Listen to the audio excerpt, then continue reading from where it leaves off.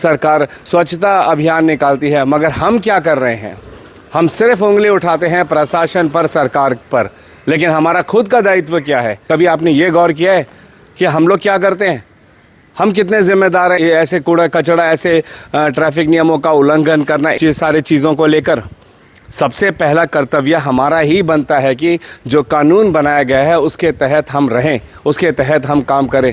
कूड़ा कचरा के लिए हमारे घरों में भी डस्टबिन है। हमारे नगर पालिका परिषद से लोग आते हैं, ड्राई वेस्ट, वेट वेस्ट, ये सब अलग अलग से लेने के लिए आपके घरों तक आते हैं। अगर आपके घरों तक नहीं भी पहुंच पाते हैं किसी भी कारणवश, तो कई जगह पर ऐसे डंपिंग गार्बेजेस बिन है, आप वहाँ पे जाके फेंकिए ना।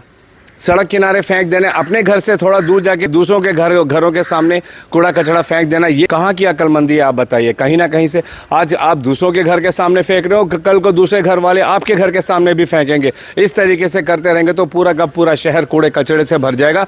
एंड यकीन मानिए, एक्चुअली हमारा शहर जो है, गलियों में, खासकर गलियों के अंदर में ऐसी कई सड़कें हैं जिसके बगल में हम आप लोगों को इस तरीके से कूड़े कचरे का भंडार दिखा सकते हैं। तो ऊपर ही अगर हम देखें तो काफ़ी साफ़ सुथरा लगता है हमारा शहर, लेकिन अंदर अंदर आप इसकी जड़ें देखेंगे तो ये खोखली होती जा रही है, अरे ऐसे कूड़े कचरे की वजह से। और हम इसका दोष डायरेक्टली म्युनिसिपल काउंसिल को भी नहीं देंगे, क्योंकि वे जो है जब उनको ऐसे शिकायतों का पता चलता है, वे आते हैं, उस कूड़े कचरे को सफाई करते हैं।